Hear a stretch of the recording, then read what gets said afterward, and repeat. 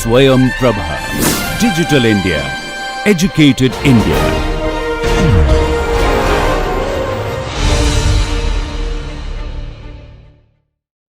Namaskar. You have stepped into a course that is going to change the way that you look at data.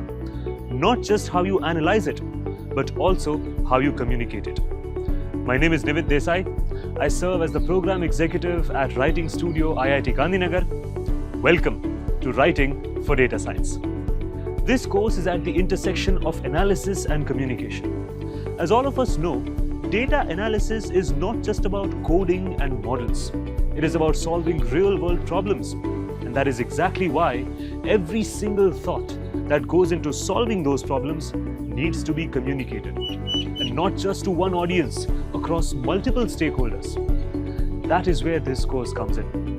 This course prepares you with the foundations of writing, especially curated for data science. We will discuss audience analysis, critical thinking, logical reasoning, as well as storytelling that is native to data science. So join me on a journey at the intersection of numbers and narratives.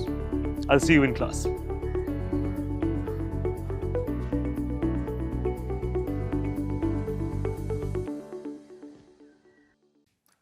Namaste, hello and welcome to Writing for Data Science. My name is Nivid Desai and we are on a journey to explore the interesting intersections between numbers and narratives. In the last lecture, we looked at some key techniques to evaluate our sources and claims. Now that we have that in order, the next order of business is building strong arguments with data. Whenever we are looking at argumentation within data science, it becomes a rather tricky business to understand why they matter and what their role is in making sure that our data arguments are compelling. So today, we will look at the importance of building strong arguments in data science and some techniques to ensure that our arguments are not only correct but also convincing. So let's begin with why strong arguments matter in data science. In data science communication, you aren't just presenting facts. You are building arguments. Why should somebody believe your insight? Why should they take action based on your model? Why should they invest in the change that you are proposing? A strong argument connects evidence to conclusion clearly, logically, and convincingly. Weak arguments, even with accurate data, lose trust, create confusion, and block decision making. At this point, I must emphasize that weak arguments do not mean incorrect arguments. I'm not talking about correct or incorrect, right or wrong. I'm not talking about those kinds of dichotomies or binaries. I am in fact talking about the inherent strength, the inherent compelling nature of your argument to get across the point as effectively as possible. An argument can cite the correct data, use the correct sources, and be as accurate as possible. But if it is not strong, it cannot become effective. It cannot become convincing. Here's a reflection for you before we begin today. Think of a time when a good idea was ignored because it was not explained clearly. What could have helped? How could it have been made better? That's the playing area that we are exploring today. It is not about right or wrong. It is not about correct or incorrect. It is about the strength of convincing.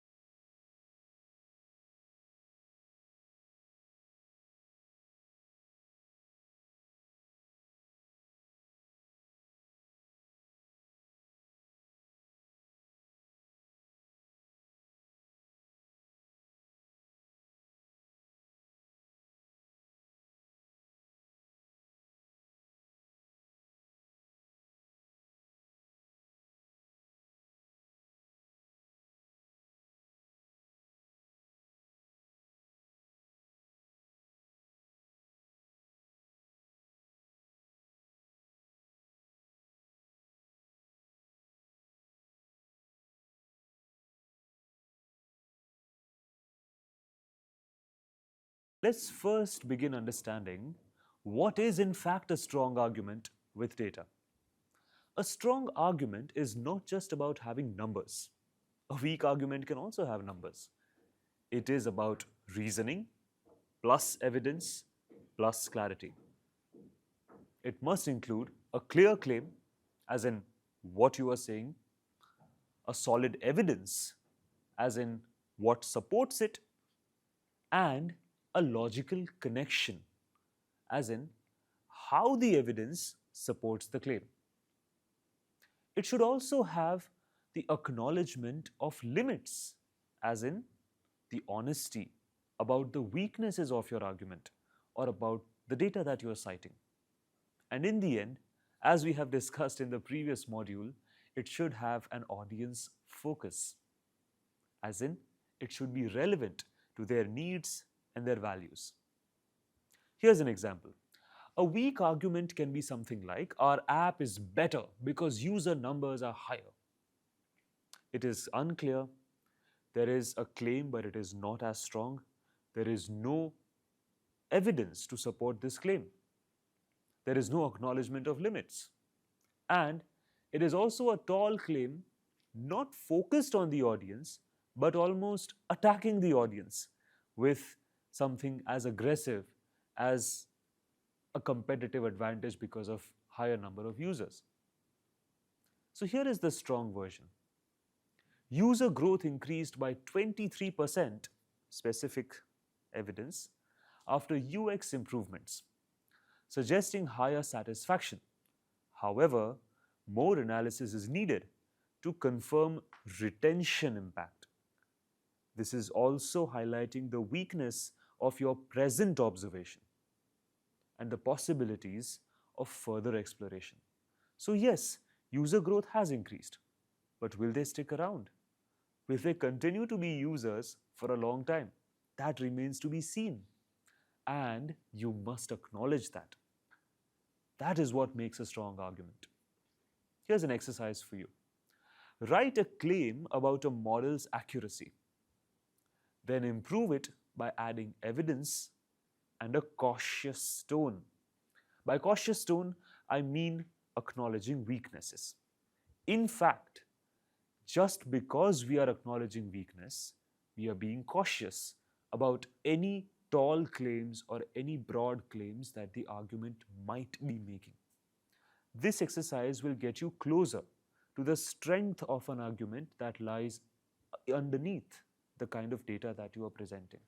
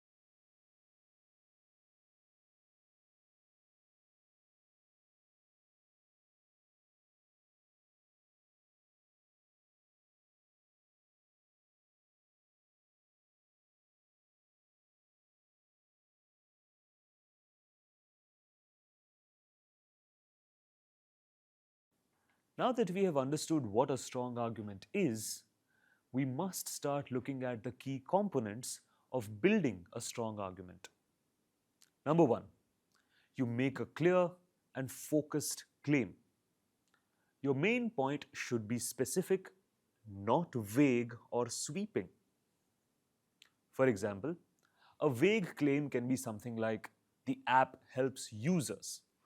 Obviously, it does. Obviously, that is the purpose of the app. But it doesn't provide anything more than just the obvious statement of fact. That's why it needs to become specific. The app reduces onboarding time by 40%, helping users reach key features faster. This is not only about presenting a random number as data, however accurate it may be. It is about the focus of the claim. If you look at it, we are not just dropping the data point and moving away. We are also talking about why that data point matters. Just because the app reduces onboarding time by 40%, it has a purpose behind it so that the users can reach key features faster. That is the impact. That is the effective nature of the data point that you are dropping in the middle of your sentence. Here's a reflection. Why might a too general, too vague claim confuse or weaken your message? Think about it.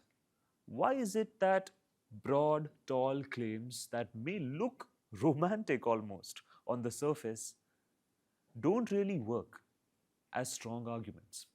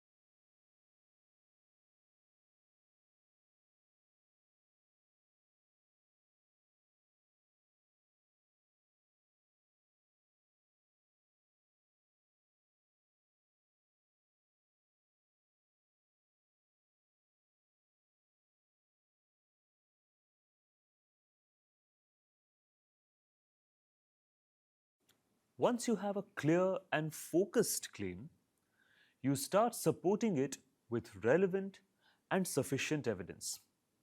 Strong arguments use relevant data, not just random numbers, and enough data to be convincing. Like I emphasized even in the previous point, it is not just about using data as placeholders. It is about making them relevant and making them useful to the kind of argument that you are building. And not just one or two instances. You use data insofar as it is enough to prove the point that you are trying to make. Here's an example. A weak argument would be something like one user said they loved the new update. This is known as an anecdotal claim or an anecdotal evidence. This is because the sample size is all of one and it is not even verifiable. You can't track who the user is, you can't go and check whether they actually said that, and you can't check whether there is any logical basis for this claim being made right here. In the place of a weak supporting statement, here's a strong one. In a survey of 2,500 users, 78% preferred the new interface over the old one. So if you look at it, this uses data not only as a placeholder, but as an effective mode of communicating the specificity of the evidence that you are presenting. It is not only dropping one number and then running away from it. It is actually using as much detail as possible to enrich the argument further. It is talking not only about the sample size of the survey, but also the results of the survey in two very different data point manners. That is what makes an argument diverse and therefore strong. Here's a little exercise for you. Imagine that you are claiming a model improved performance. What two types of evidence could you add to strengthen your case? Now that we have understood that evidence is not just data for the data's sake, try to think about the different kinds of evidence that you can bring in to strengthen the case that you're making.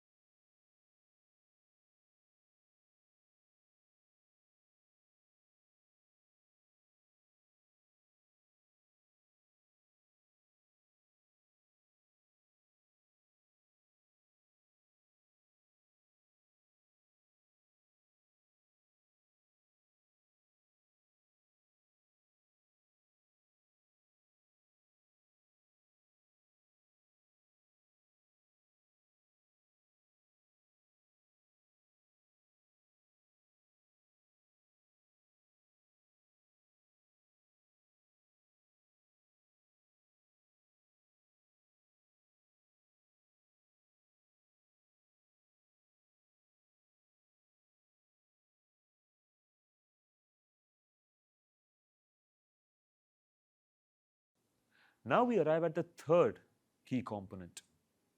You connect the evidence to the claim with clear reasoning. We looked at logical reasoning in our first primer, and here we look at it in action. Don't just assume the link between the evidence and the claim because it is obvious. You have to explain it.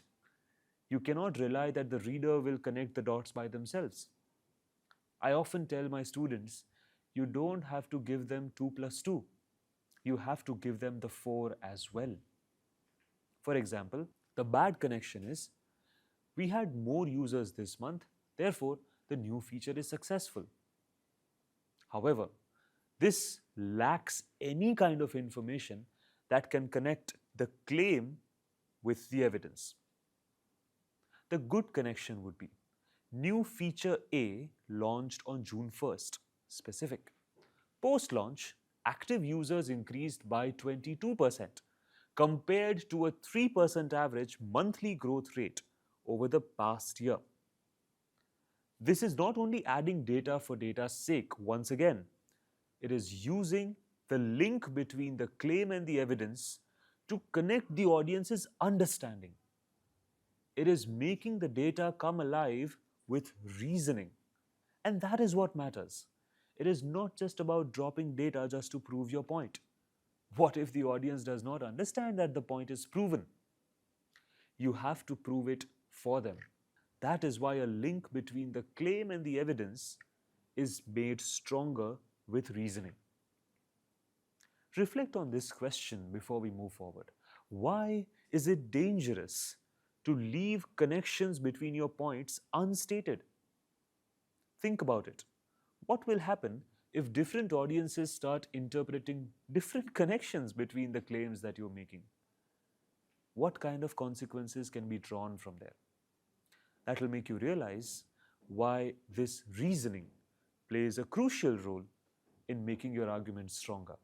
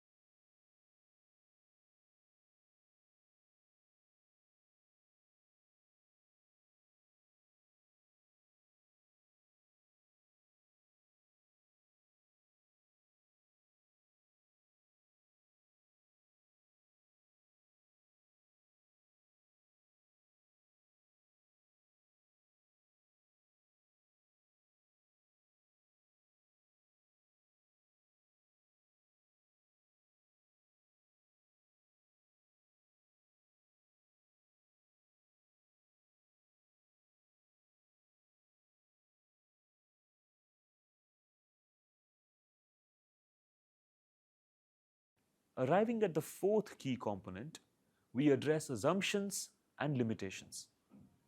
Showing that you recognize the gaps or possible flaws actually builds credibility. It is not only about letting the chinks in your armor show. You also have to ensure that you communicate these as effectively and clearly as possible.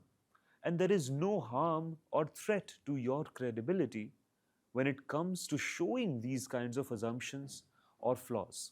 In fact, your reader will trust you further just because you have added these details to not misguide them and not mislead them in the longer run. The reader will look at this as a mark of authenticity and honesty. Here's an example.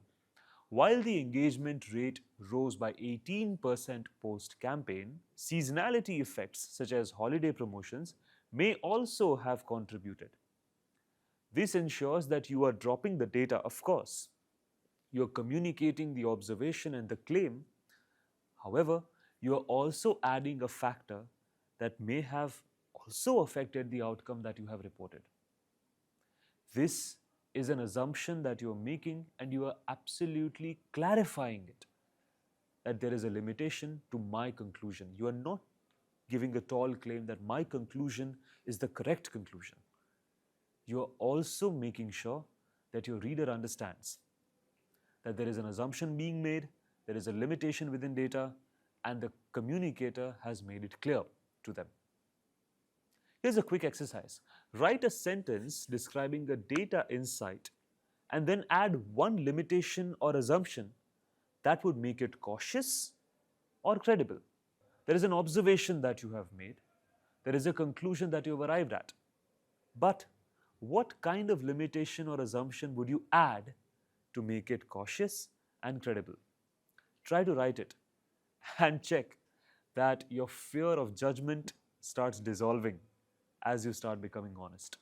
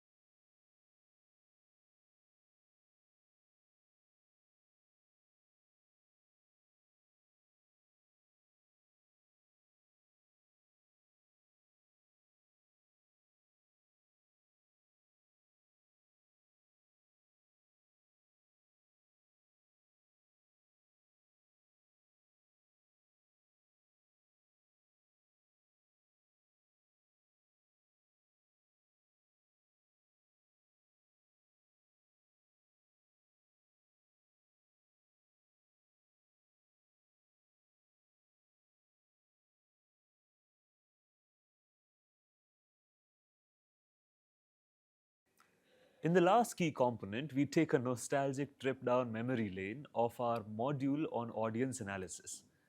The last key component is, in fact, focusing on what matters to the audience the most. You tailor your arguments to the decisions, values, and concerns of your reader. For example, once again, we come back to our technical and non-technical audience understanding. For a technical reader, we highlight precision, recall, AUC, ROC metrics. For a business leader, we focus on impact on revenue, customer loyalty, and brand trust. Here are some common pitfalls that I also want to introduce to you in data arguments. For example, there is a chance of overstating causation when it is in fact correlation. Remember, we discussed this as a logical fallacy in our previous lecture. Correlation is not causation. Then, ignoring uncertainty or variability. If a data or a conclusion from the data is uncertain or it varies from different context to context, if you ignore that, it becomes problematic in your eventual